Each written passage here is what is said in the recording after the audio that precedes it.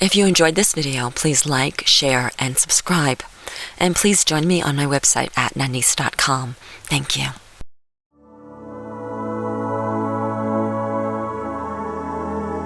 It's your time for Chai with Nanice. Get ready for substance, clarity, change, and especially empowerment. Get ready to turn over stones, uncover stories, and get to the heart of the matter in every area of your life. Any mood runs, any emotion flies, and your dreams are within your grasp. There are no limits or boundaries, and your comfort zone is out of reach, yet it's the safest place you will ever be. Come in, sit down, and have some chai with Nanice. Welcome to Chai with Nanice. I'm Nanice. Have you ever thought that your life may be predetermined, or maybe you've thought that life is just chance? Many of us have spent a long time thinking about this, especially if we've questioned ourselves or eternity or life or anything for that matter. So what is the truth? Are we predetermined to live a certain life and have certain experiences, or is it more of a chance? When my dad was alive, he used to talk about this quite a bit, never really coming up with a conclusion, which I totally respected, because how can we really come up with a conclusion from the perspective of living life? Well, my dad used to talk about, life is either an amazing orchestrated event or a complete fluke. Somehow, either one brought him comfort. So today, I'm thinking about taking off where my dad left behind and really discussing this and what it means to really live your life from a state of fate or from a state of a predetermined destiny, or maybe, just maybe, both of these things really come together as one. The inspiration for this conversation came from my good friend Jay Sabol, who's going to be my guest today. Just a couple of days ago, we found ourselves in an amazing conversation over breakfast one morning about this very topic. And of course, I just could not wait to share it with all of you. So we're hoping to recapture that conversation and also bring new light and awareness and epiphanies to this very idea. So without further ado, Jay, welcome to the show, and I'd love for you to introduce yourself to everybody. Thank you so much, Nanice. It's an absolute pleasure to be here. My background is as a holistic health professional. I've been a holistic health professional for 15 years, as well as a coach, and I am a seeker. Yeah. Somebody who loves to read and just explore spirituality and things like this, and have discussions like the one that we had. Yeah, and we've had many discussions, many discussions over many years, and they always bring me to a new height of awareness. There's something about really looking at unanswerable questions with you that is enlightening. And I remember you said something to me yesterday. We met in Florida a few years ago, and it was at a Richard Bandler conference. And for those of you who know, Richard Bandler is one of the creators of NLP. And Jay and I became instant friends and have spent a great deal of time together and just have an amazing relationship. And so yesterday you said to me that when we first met, you were surprised that a spiritual person would drink Diet Coke, which I really think was Diet Pepsi, but we'll go with the Diet Coke. So, yeah. So what made you so surprised that you find somebody that you would find spiritual would drink a diet soda or have a candy bar? That's a funny question, but I think that it's interesting that spiritual people fit a specific build, and as a holistic health professional, you run into a lot of spiritual people and seekers and people that have done a lot of studying, etc. And typically they eat all organic food and a lot of vegetarians and really watch specific things. And so it was at that point in my own journey, it was very interesting for me to see somebody as spiritual and tapped in and dialed in as you are, drinking a diet soda. I'm like, oh my God, what about the aspartame and what does it represent? It's big industry, and is this really what we want to? It was interesting for me to look at that. Yeah. And you said that it actually made you rethink that. It made me rethink it and looking at the bigger picture and recognizing, that we create our own reality and that we are, we're constantly manifesting exactly what it is that we want. I said, well, if we're really creating our own reality, if we're manifesting this, maybe I should question, the depth and the weight and the value that I'm putting on something like a Diet Pepsi in my own life. Do I really think that drinking a Diet Pepsi is going to make me manifest cancer, or that it's killing brain cells to the degree that I'm not going to be able to function? I had to really, really question that and look at the roots of where all that stuff came from. So, thank you. Right, you're welcome. You're welcome. And it is an interesting perspective, because so many of us think that in order to be spiritual and reach, God or divine source or whatever it is that we're trying to reach, that we do need to behave a certain way, and we have certain restrictions, and we can't have the candy or the diet soda or even do things that many would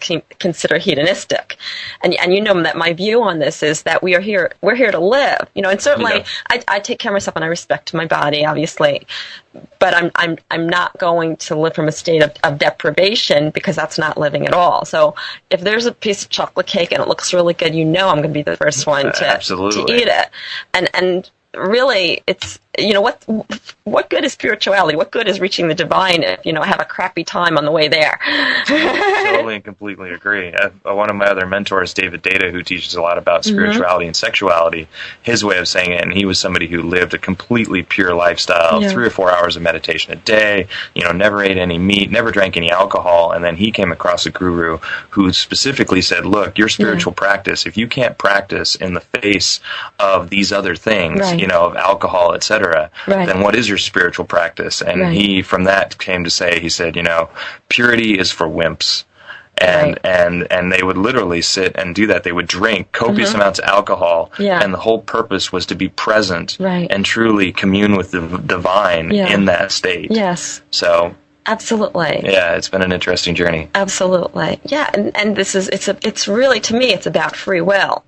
So it's like my free will is to be in a divine state of bliss and oneness, and my free will is to drink a diet soda and have a candy bar whenever I want to. Yes.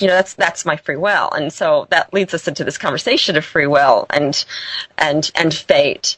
And so I'm back at the diner Saturday morning, and we're sitting there, and I don't even know how this conversation came about. Do you? I think it might have started with karma, or did it lead to karma? I think it led to karma, because they say everything leads to karma, so karma must have come after free will, but we'll get into that later. Yeah, okay. Yeah. Well, all I know is 1 minute, we're sitting there, eating. Oh, you know? Oh, okay. I know where it came from, because you're talking about the guy that you were talking to on the airplane, and you got into a deep conversation about fate and free will, and you started describing the conversation to me and talking about how it's possible for the two to coexist. Right. And that's what led into our conversation. Right. Yeah, and it's interesting because I have never, like my dad, I never really had a strong view one way or the other. Really not sure. And the epiphany actually came on the airplane on the way here visiting. I was sitting next to a man, and he opened up a magazine. They ended up giving it to me, which I thought was very interesting. So, and there was this article about, free will and fate, which I never even read, but it just provoked ideas. And, as soon as you start questioning something and you ask, universe or divine, say, show me, there you're shown. And what I was shown was that both free will and fate exist at the same time. And, well, how could that be? And so the way that I see it is that we have free will to do anything that we want. We can turn left, we can turn right, we can go travel to Egypt or to Canada or, have as many children as we want. All this is free will. But whatever we choose, there's, for lack of a better way of saying it, there's a path that we create, and that path is fate. So I got on the plane, I sat next to that man. Well, as soon as I bought my ticket for that flight, I determined that fate. I determined the fate that I'd be on that plane, that I'd be next to that man, and that all of that would ensue, and even up to this conversation. Now, I could have not gotten on that plane, and that never would have happened. Another fate would have happened. Or I could have, gotten off the plane and said, this man he was going to Costa Rica. I said, I'm going with you to Costa Rica. That sounds good. That could have happened. And that would have been a different fate. And then there would have been predetermined events on that road.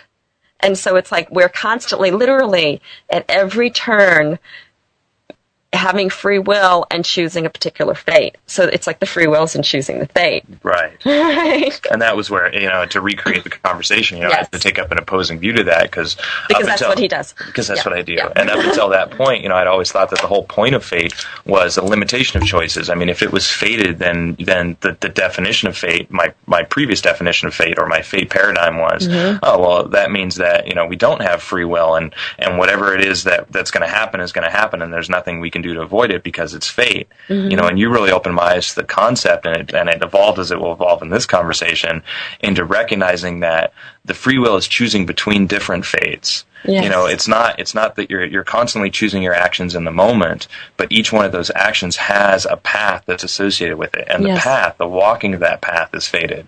And it doesn't mean that there aren't many different steps along the way where you'll be able to choose another path, but those steps, those choices are fated. Yes. And that's what was such an intense examination, and led to karma as well. So, Yes. Yeah, and karma is another topic here. That what is karma? A lot of people live their life according to karma. Well, I don't want to create bad karma for myself. Right. And so they don't do certain things, or they do other things. So it's not really an authentic choice. It's really like, well, I don't want to be punished for certain choices, and I want to be rewarded for other choices. Right. And so is this someone who's really being true to themselves? Right. And that ties in beautifully to fate, because the whole idea is if you believe in karma, then, if I do this, it's fated that I'm going to get a result. If I'm bad, I'm fated to get a negative result in the future that will create the balance in the universe. Or if I'm good, then that means I'm fated to experience more good things, and we'll talk about good and bad another time probably. So, but that whole concept of karma, and I led into that saying, well, but I don't really believe in karma. This whole definition of, well, what I do today is really going to determine my results in the future, and maybe we could explore that. Yeah. So what's the bottom line now with you and karma? I mean, because you mean the end result that we got to? The end result, and then we'll kind of backtrack a little bit. So, the end result is karma. Karma is a field, and it's not necessarily the karmic field is not, if you do this, you're going to experience this type of a field. It's more like a smattering of increasing your chances of something. So what we ended up really coming to was the concept of a karmic cloud. Yes. And a karmic cloud would be no different than any other concept out there is also a cloud. So you could have a Republican cloud. You could have a Democratic cloud. You could have an alcoholic cloud. You could have a happiness cloud, a joy cloud, anything you want. It could be emotion or just... And the density of the cloud is going to determine what your likelihood is, or its influence upon your life. So if you're imagine life as a whole bunch of choices, and we got to this. Here's the backtrack. We got to this from thinking of a whole bunch of dots, and you were showing me. You're saying, hey, take a look at this. Think of this. You start here, and if you consider that all paths lead to enlightenment, there's a whole bunch of different paths that you could take to get to that point. And you were laying out little sugar packets to show me, and you're saying, okay, so here's your coffee cup, and your coffee cup leads to you have a choice between 7 different sugar packets, and each one of those has a fate that's attached to it. Many fates, really. Right, exactly. But a specific set attached to that sugar packet or that choice. Right. And so it's like connecting the dots. And I said, oh, wow, that's really interesting. So, but it's not just, 7 sugar packets. It's infinite sugar packets. It's like connecting the dots on a black page. It's so many dots that the entire page would be black. And yet, the dots that are illuminated would be like a cloud. Like if you have a karmic cloud that it would be positive, it would be, if you were to represent that cloud as dots of a different color, you would have a black page, and if the cloud were dense, it would be covered with a whole bunch of yellow dots. And if the cloud were light, it would be covered with a whole bunch of with less yellow dots. So, as an example, to use alcoholism as an example, if you're an alcoholic, if you're defining yourself that way, then your alcoholic cloud, that concept, would be very dense, contributed to by the fact that you're defining yourself that way greatly, as well as a whole bunch of other factors, how other people are looking at you, et cetera, and therefore you would have a lot of alcoholic dots on your page. And so when you go to make your decision, then you say, hey, I have free will, and you're looking at all your dots that are out there. If you're defining yourself as an alcoholic versus somebody who has a drink or two, and that's your experience, the alcoholic is going to have a lot of white dots out there. Maybe 8 out of the 10 choices that they have will contain something to do with that cloud. It'll overlap their experience heavily because it's dense. If you're somebody where alcohol isn't really a part of your experience that way, and you just have a drink or two or something like that, then your cloud would be less dense. And looking at 10 different options, you might only have 2 that would include alcohol. Yeah. And so karma is the same way. And that's really what we talked about, which is a fascinating concept. It's a fascinating concept. And I love looking at it in the terms of alcoholism, but we could substitute that for anything. Yeah, Republican Party, Democratic Party, and any emotion. If you're somebody experiencing emotional sexuality, and choice of where to live. I mean, all of this. It's where we focus our attention. So, but let's look at the alcoholism one, because I love this one. So it's like, so let's say that somebody is a recovering alcoholic, which is an interesting term right there. Yep. So in order for you to be a recovering alcoholic, you have to keep thinking about alcohol. Right. So it's like you have to be obsessed with alcohol. Right. So it's like, so you might not be drinking, you might not, I know people, they haven't had a drink in 20, 30, 40 years, but they still consider themselves a recovering alcoholic. They still go to all the meetings. They still, I can't touch anything, can't even take a Tylenol, all that. And so they have actually created, according to this concept, a huge cloud of alcoholism, maybe even more than somebody who's actually drinking, which is kind of ironic, which means that, yes, they are more susceptible if they fall off the wagon, as they say. Yep. They're more susceptible to going back to those old patterns. And I don't believe it's because the old patterns once exist. I believe it's because the current patterns exist. Yes. Yeah, I completely agree. And it's the warehouse example would be a really good way to illuminate this, pun intended. Mm-hmm. If you're standing in a dark warehouse and you're holding a flashlight, what you choose to focus on would be analogous to what you shine your flashlight on. And if you're constantly shining your flashlight on alcoholism by attending meetings, et cetera, and surrounding yourself and telling yourself that you're an alcoholic and you have to be careful, even if your strategy is successful, it's a burdensome path that I would like to put out that there could potentially be a much easier way, a better way. And by constantly focusing on the problem rather than the solution, what's happening is you're creating a density in that cloud. That alcoholism cloud is going to become more dense. And when you shine your flashlight around your warehouse, it'll seem like everywhere you look, you're running into alcoholism. That's the example right there. And once again, it could be anything. It could be an emotion. It could be sexuality. It could be anything that you focus on. Where you turn your attention and how you think about it is going to have a lot to do with the density of that cloud. And the choices that you make are either contributing to or moving you into a lighter or heavier density. The people that you hang out with, the books that you read, the radio shows that you listen to, these things contribute a lot. This radio show is a really good cloud, doesn't it? Exactly. It's a really good cloud. Yeah, spirituality is a cloud. Right, exactly. It's a cloud, too. Yeah, and you can either contribute to the density of your spirituality cloud. They're not negative. There's positive ones and negative ones. Right. Well, it's not even positive negative. It's like, what do you desire? It's really whatever you desire. The universe is neutral. Yeah. It's neutral. Exactly. Yeah. So we're really also talking about creation here. We're talking about the whole creation process where we focus our attention. So it's like we focus our attention, we create this cloud, and this, depending on how dense this cloud is, we create in our lives. So it's kind of like rain, it's like, and for it to rain, the cloud has to be dense. Yes. And if the cloud is just kind of fluffy and not really dense, nothing's going to happen. So it's like when we think of this from more positive aspects, if you want to create something, that you really want in your life, then you need to create a cloud or a big enough energy field that's going to make that cloud rain, so to speak, in this metaphor, or manifest what you want in reality. Of course, because the more dense it is, then the more choices that you have, they're going to contain exactly what it is that you want. Yes. And of course, consciously moving through that cloud and consciously contributing to it increases the effectiveness of this 1,000-fold, but it's still affecting you whether or not you're focusing on it. And that's how we got into karma originally, was you're saying, well, what about karma? Just because you choose not to believe in it, what does that mean? And that's what we said, oh, well, if I really believe in karma and I'm focusing on, well, if I do this, then I'm going to get this result, that's naturally going to increase the density of my karmic cloud. And therefore, and back to the soda, the same deal. If I believe that soda is going to cause me cancer, and in that belief I continue to consume it, then I'm naturally increasing my chances of that because I've increased the density of my cancer cloud in relation to soda, and they overlap, and so there you have it.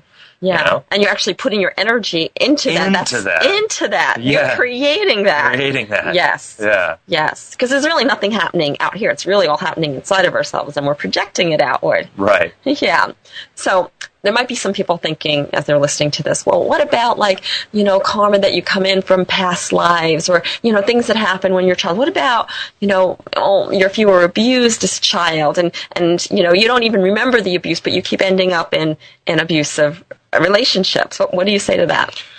Well, we might have a slightly different view on this, but I would say, it's a contribution to the cloud. So, and I would also remind people that if you're focusing on that, you're shining your flashlight on it, and that in and of itself may be a greater contribution to the cloud than anything. So if you come in and you let's say you're somebody that believes in past life karma, and let's just assume that that's real. Okay. That is real. Yeah. If you believe it, it's real for you.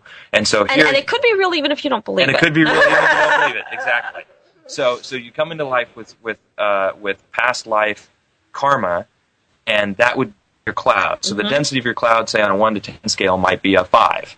Now if somebody tells you this and you really focus on it and you go, oh man, holy smokes, I've got past life karma. I gotta really deal with this. I gotta pay attention to this. This could be a big problem. Well, you're increasing the density of your cloud significantly by focusing on it that way. And that doesn't mean to ignore things, but what it means is to put things in perspective and recognize that it's all a manifestation of you. And so as that, you have a choice in what you focus on. So if you were to take that and use that, if you were to say, okay, well, I'm going to consider the possibility of this being real and having real effects in my life, and in considering that, I'm just going to let it be. I'm going to choose neutrality on it with a knowing, with an understanding, and I'm going to use it to create positive things in my life. Personally, I would say that would be the way to decrease the density of that karmic cloud, even in recognizing that it exists. Yeah. I agree with that. And so no, but just and so if somebody, the way that I see it is, if somebody comes in, assuming that we carry karma from life to life, which karma, I have a trouble with the word karma because it has so many implications. Yeah. But for lack of a better word, I think it applies most to this conversation that we're having. So what I see karma is just an energy field. I don't believe like, there's you something bad and God's punishing you, or you do something good and God's rewarding you. I don't believe that at all. I do believe that we're constantly creating energy fields, which is this concept of the cloud. The cloud is the energy fields that we create around us. And so let's say in past life, somebody was abused or abusive or whatever, that energy actually stays with their energetic body, their soul body, whatever you would like to call it. And so they come into this life, for example, and let's say it was somebody who, was abused in a past life, and they come in and they've got that energy around them. Okay, so that energy actually, I think, contributes to a development in the body. I've never thought about this before. This is a new concept right now.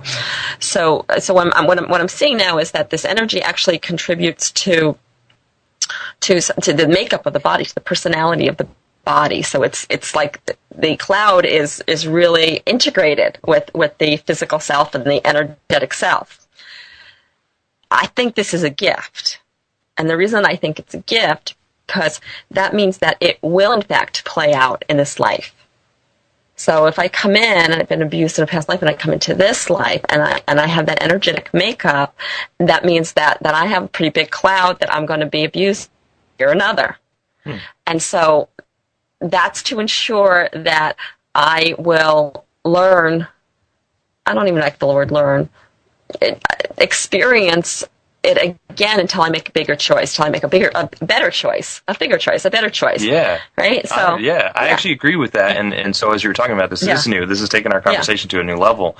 I would say that in that concept and in the cloud concept, the true integration would be that there's a cloud that represents Nanice and there's a cloud that represents Jay. Yeah. And so it's really all an overlapping of clouds, and this is why we are connected to all things. And on a very physical and a very scientific level, we already know that we're just energy and we're mostly space more than anything. More than matter, definitely. Yes. And so if you use the cloud concept and you combine that with the energy concept, so here's the cloud of Jay, and say Jay was abused in a past life or was in abusive relationships or an abuser, whatever it is, and I come into this life with that energetic signature, then my density is going to be constantly integrating with all the densities around me. And the clearer I am in who I am, the more dense the me is going to be in relationship to the other clouds. the more dense the more clear I am. So if I'm Right. clear in who I am, my Right. values, my beliefs, Right. my principles, etc., and maybe I've identified myself as, hey, I'm somebody who was Right. abused heavily in a past Yeah. life, and Yeah. therefore this is who I am, that creates the density of my cloud. Yes. And that is going to offset, or rather influence, all the other clouds that overlap me as I'm having my experience. So in the dot example, there's Yeah. me and I'm really solid. Right. Like, how many have we ever met people that aren't really clear in who they are? Yeah. And so they're kind of more scattered. And that Most would people. be, yeah, most people, they've never really thought about this. A lot of Right. people haven't sat down and just said, hey, what do I value in life? And Yeah. what's most important to me? Yeah. Well, if you haven't done that, then your cloud might be a little less dense than somebody who has. And then you meet those people that Right. are just driven. They know exactly who they are, what their mission is, why they're Right. here, etc. Yeah. That density obviously is going to influence all the other clouds that they're overlapping them. So if somebody came up to you, if you're somebody who's thin, Yeah. and somebody comes up to you and says, hey, you're overweight, you're solid in who you are. Right. Your cloud of thinness is so dense. Your cloud of thinness is so dense that the thickness, heaviness, but doesn't Right. affect you. You would just say that, what? That's just ridiculous. Yeah. And this ties in really beautifully to that whole concept of, if something in somebody else bothers you, it's really something about you that you're Right. judging, Right. because your cloud is not dense enough to be solid. And therefore, if I'm thin but I don't believe I'm thin, if I'm anorexic and I don't believe that I'm actually thin, and somebody Right. comes up and says, you're heavy, Right. my cloud's not dense enough to repel that. And so I take it into my reality and I believe it. And so the same thing with the past Right. lives, etc. And so I would say that Yeah. the whole point then would be to become more and more connected and more solid in and who we really are. And who we really are. And who we want to be. Right, because it's a choice. Because it's a choice. Because it's a choice. Yeah, so Because cool. it's a choice. Yeah, and that is so cool to me, because it took me years to realize that who I am is a choice. Yeah. And this goes back to the whole fate Yeah. conversation. Who I am is a choice, and I actually get to decide who I am. Yep. And as you know, I was in Peru last spring and had a very intense journey. And towards the end of the journey, we're Machu Picchu, Agua Caliente, which is the base of Machu Picchu. And I'm walking back along these train tracks, the only train tracks that actually go in and out of Agua Caliente. And I'm literally thinking to myself, who do I want to be? And up till that point, up till that trip, I really thought I knew who I was. And then I just had everything knocked out of me, right? Just totally knocked out. And I was left with this place of like, who am I? And that can be really scary, but it also can be really exciting. And honestly, it was both at the same time, which Right. is thrilling. And I took one step after another, and I really thought about, who is it that I really want to be? And some people might listen to that and say, well, that's not authentic, or that's not, that's not real, or you are who you are. And I don't agree. I really believe that we have the choice to choose who we are. And so it's like we come in with, past life karma, or we've got, rotten childhoods, or whatever it is. And we're like, well, I'm a product of my past. Well, bullshit. Bullshit. I mean, certainly you are a product of your past until you make a different decision, and that's the whole point of this. And so it's like goes back to, what we were saying just a few minutes ago. So I've got, let's say I was abused in a past life, and I come in with this energetic cloud of abuse. So then I end up being abused again. And, and I was actually, I don't remember specifically if I've been abused in a past life, but I was in this life at, 16 years old. And so, but I made a different choice. Like, I could have continued that pattern. This is who I am. I'm a victim. And I did for a little while, and until I was tired of it. And as soon as I said, I'm done, it was done with me. And that's the point. That's the point, that we have so much more choice than we realize. So was it fate that I ended up in an abusive relationship? Absolutely. Because I constantly made choices and turns that led to that road. Perfectly said. Yeah. And then was it fate that I left that relationship? Yes, because I made choices and turns inside myself, and then eventually in the physical world that led me out of that relationship. And so I eventually started to figure out that, I get to make me up. I get to make me up. Yeah. That I'm not somebody who is a victim. And by the way, that's a very interesting conversation, the whole victim mentality.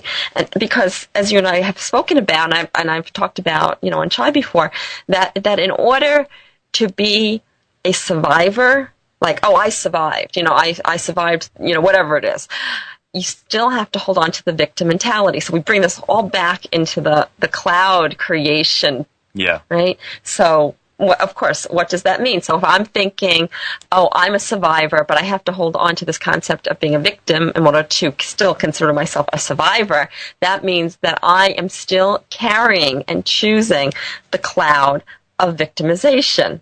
Yep. And I spend the rest of my life, even though I might not even create it in my life because I'm a survivor, and I constantly have to have an energy field up, which takes a lot of energy, in order to keep that dark cloud of victimization from raining on my parade. Right. And the amount of effort that it takes to keep that cloud out, well, imagine the storm is coming. What do you have to do to constantly protect yourself from a storm rather than, just go out on a beautiful sunny day and be yourself and enjoy the climate?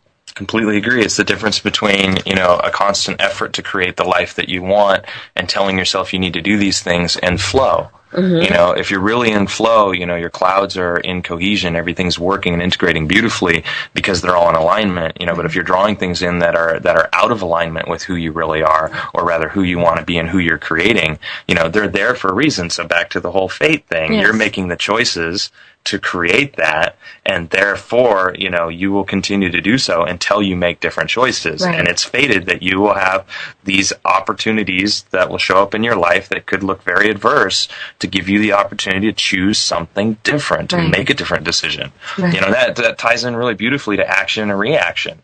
I would say this whole cloud concept is really, really similar to the difference between being at choice and being at reaction is noticing. Mm-hmm. And so when you look at the cloud concept, if something happens in your life and you have a victim mentality, the first thought that happens, or rather it's not even a thought, it's unconscious, it's that response, it's a reaction to it.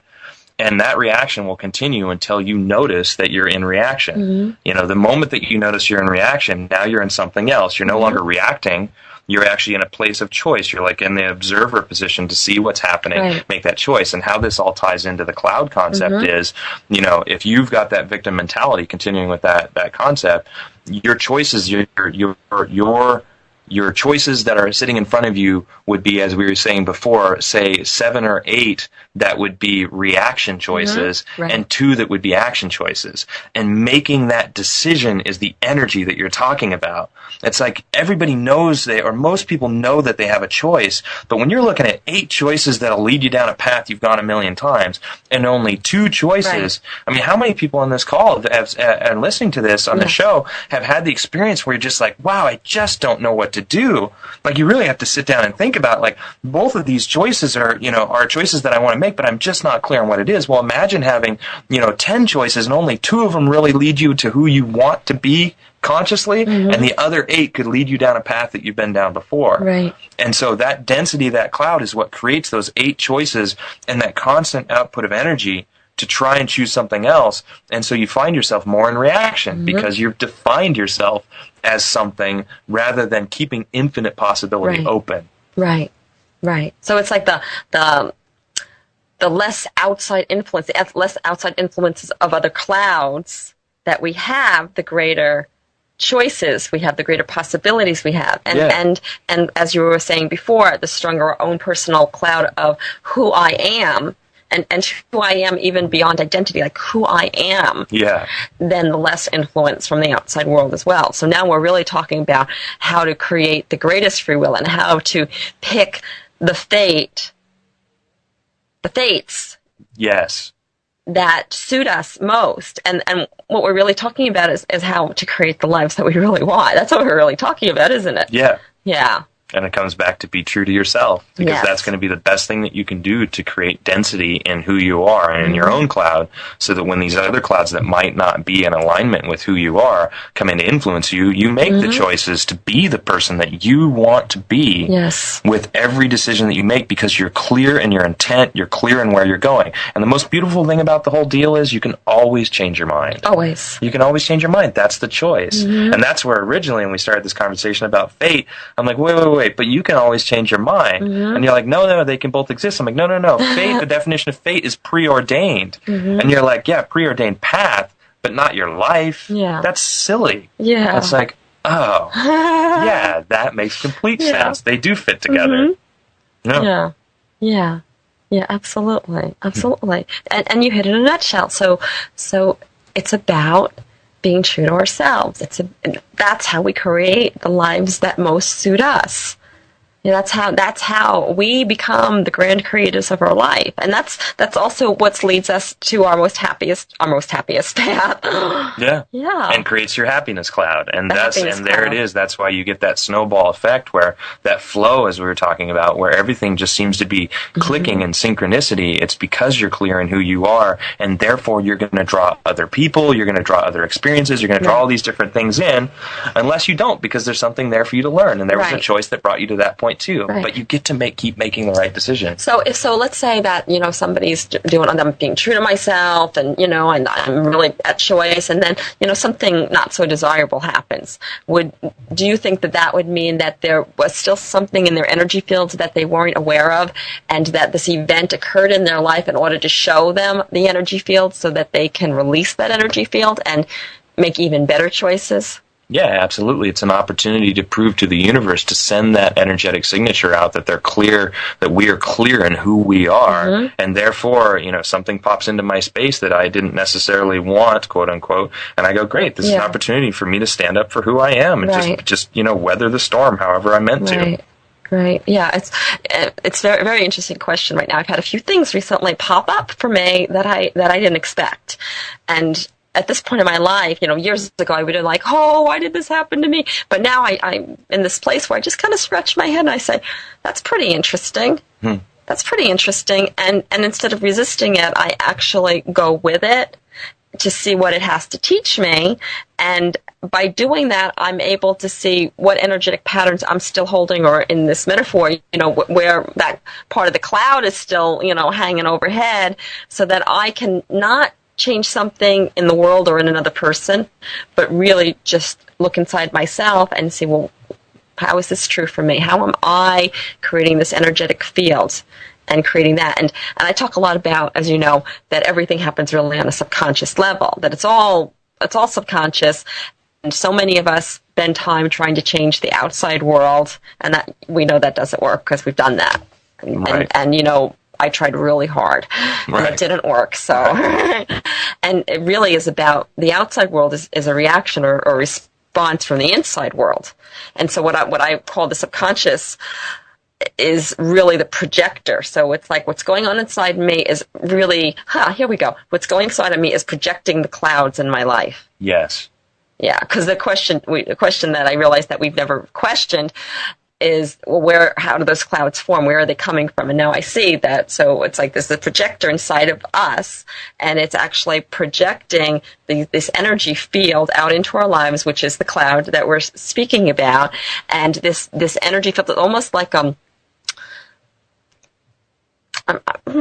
magnet or a creation machine of some sort. What do you think? Do you think that it's like a smoke machine, really? A smoke machine. And it's just blowing out more cloud into it. So but how do you think the cloud is? I mean, do you think that the cloud is manifesting through, I'm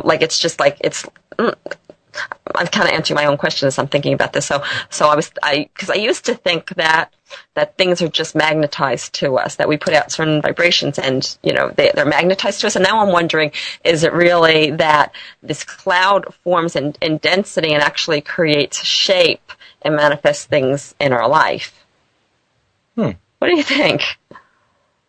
It certainly influences choices. I mean, I like your strategy for when something pops up, because I have a similar strategy. And the beauty of looking at something that most people are just like, wow, crap, I can't believe this happened. And we look at it and just go, that's interesting. What's the purpose of this? Yeah. That stops us from energetically feeding the cloud. Right. And what we were talking about the other day is when you get truly clear in who you are, right, and when it's finally said and done, and you really know, and you're absolutely sure, you're solid. Yeah. It's not a cloud anymore. Right. It just is. And right. And that's perfection. Whether or not it creates shapes, I mean, it certainly influences the choices, right. The different overlapping clouds, and if you have several dark, we'll call dark meaning negative clouds overlapping, then that's going to influence your choices and bring a lot of different things into your experience until you learn how to deal with those things so that you stop feeding the cloud and you create less density there, and therefore you can walk softer through the world because you don't have all this stuff that you're trying to make difficult choices through because you're getting clear in who you are. So whether or not it densifies into something that actually turns it in, it could. It certainly, I mean, that would be one way to look at the connection between those two things. Yeah. I see things as sound vibration. That even like this, the wall and the desk, and the only thing that's holding the wall together, or the desk, or me for that matter, is a sound vibration. So maybe this is true for the cloud too, that we're actually sending an energy up and it's going into this cloud and it's creating a sound.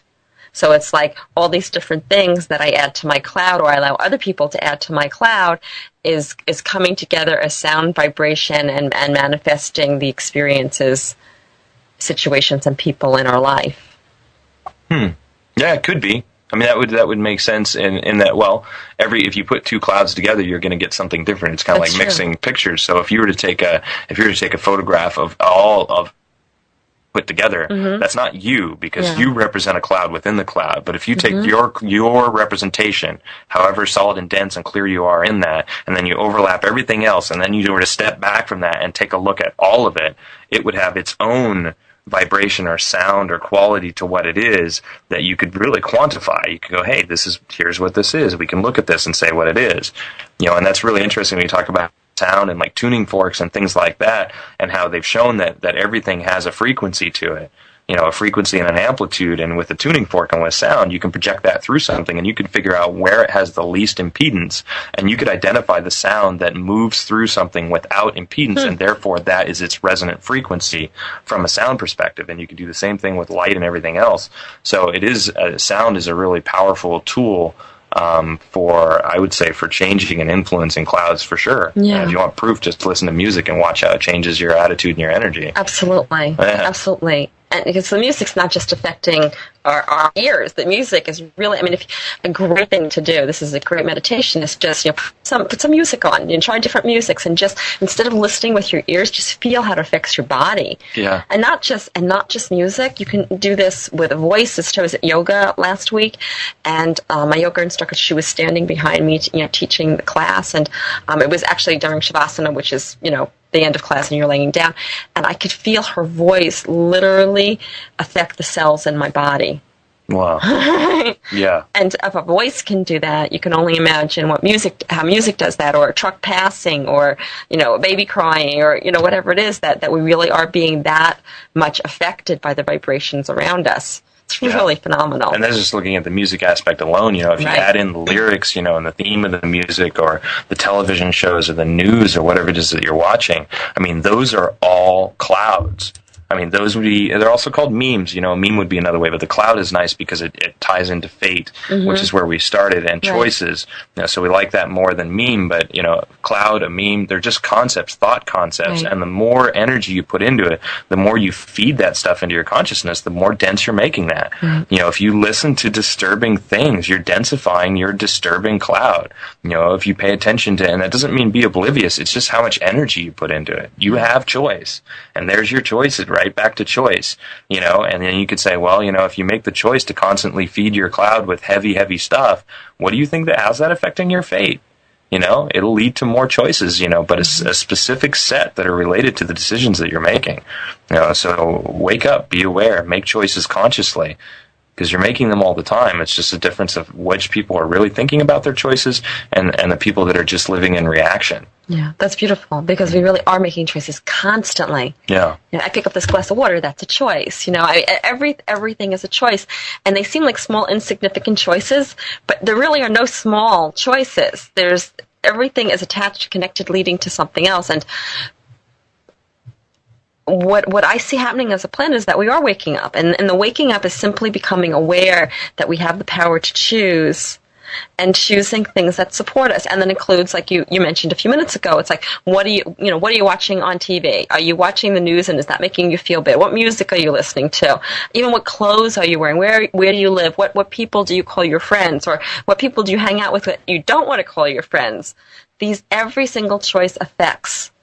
This just came full circle so beautifully, so I want to speak something now that a lot of people are thinking, because this is something that I thought when I saw you drinking that Diet Pepsi, was, well, what does that choice represent in your life? And the answer is, and what I finally got to was, stress is the number one killer on our planet right now. And my emotional state is my primary focus. And what I realized was, by being so meticulous in my 90 to 95% organic diet and nothing that was processed, and just really eating this clean diet, it got to the point where I would drink a diet soda and I would get neck pain and back pain, and I would feel like it was just totally affecting me in this horrible negative way. And so the point of the choices is recognizing that, yes, if I choose to watch heavy shows or eat food that's not healthy for me, that's a choice, but there's a balance between that and recognizing the influence of your psychological cloud as opposed to your tangible cloud, and saying, hey, it's more valuable to me to live stress-free and to live and just be okay with my choices. And I still make intelligent choices. I'm not sitting there going to Costco and buying cases of diet soda. But if I feel like having one, I do, until I get to the point where it no longer serves me. As somebody who's completely quit caffeine and will never drink it again, it's no longer an effort. But when it was an effort, when it was still a constant effort, that's when the choices that I was making were taking more out of my life than it was giving me by battling that. And then eventually I got to a point where I just said, hey, no, this isn't something that I want to do. But if I want to have a chocolate bar, that was completely out of my reality. Or an Oreo cookie. Like, I went a decade without eating any of that stuff. Or a McDonald's hamburger, God forbid. Now it's okay to do these things. And I recognize that having the flow and being free in my choices and recognizing that I create my reality is more powerful than one little thing that I choose to eat. And that is liberating beyond description. Yeah, that's beautiful. And so I'm hearing you say, when you were on this very, very strict diet, very strict regimen, that it actually was causing you stress in some ways. Because of what I was focusing on. Physically manifested stress. I would eat pizza and I would have digestive problems and my energy levels would dip and I'd be wiped out, and all this stuff, because I'd studied it and I'd done my research on the internet and I knew every little piece of that was bad for me. And of course I was shining my flashlight on all those things. I had a survivor food mentality, and so it would really, really ruin my day. And I started looking at people. I said, wow, maybe I'm focusing on the illness instead of on the cure. I said, well, let me take a look at the people in my practice that eat garbage, what I would consider to be horrible, but don't have any physical issues and have really good energy levels. And in my practice, what I found is, when I educated those people, when I really said, hey, this is why you shouldn't eat these things, etc., the diets that they were eating before they came in and got that education all of a sudden started having detrimental effects on their lives. And I really became aware of the language that I used with them, and I went, whoa, these people are teaching me something. And I stopped using that language in my life, and what happened is now I can eat whatever I want. My energy levels are good. I feel fantastic. It doesn't affect my digestion, etc., etc. And it's a completely different world that I live in. I mean, I was manifesting some really horrible stuff for myself, beautifully creating that to learn this lesson. And to recognize it. And in the case of caffeine, I played that game very, very heavily into the caffeine realm to the point where I got sick of it. I saturated myself with it. So, and then I made a decision, I made a choice in good conscience, and then now it doesn't take any effort.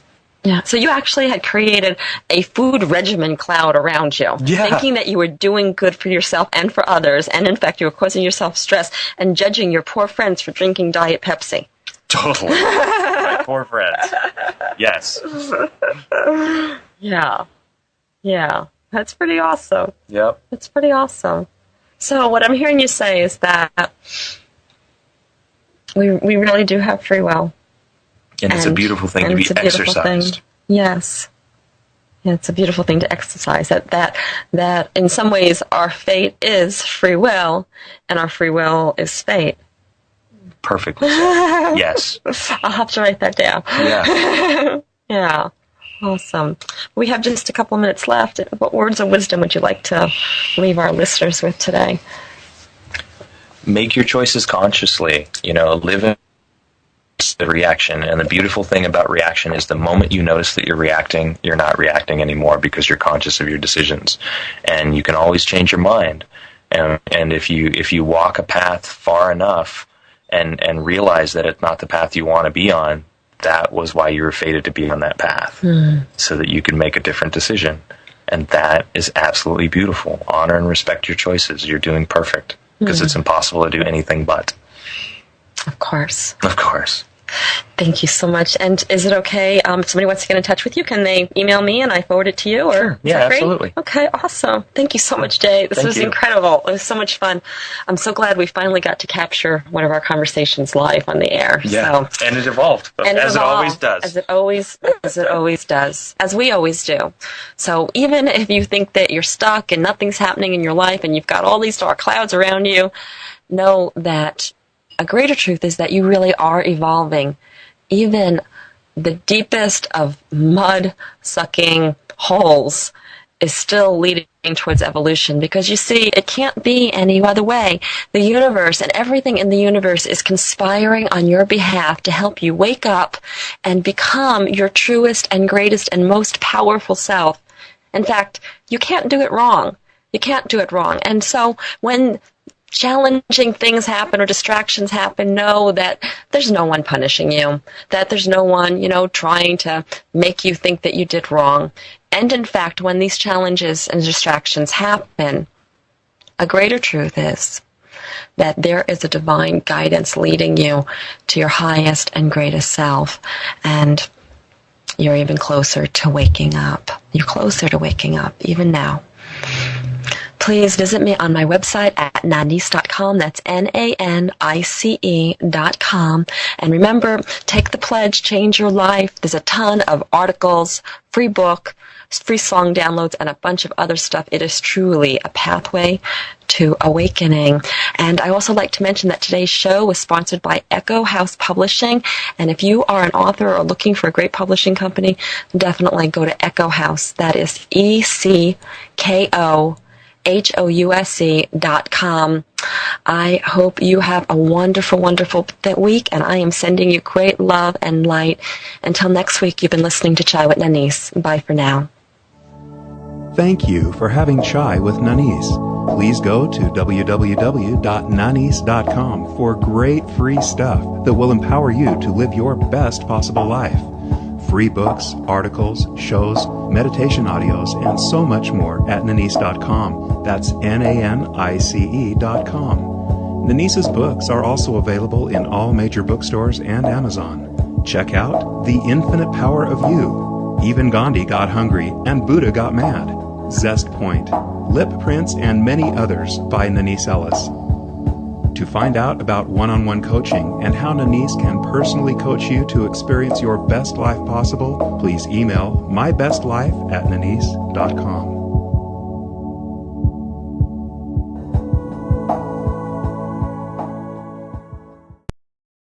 If you enjoyed this video, please like, share, and subscribe.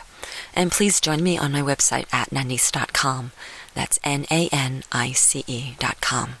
Thank you.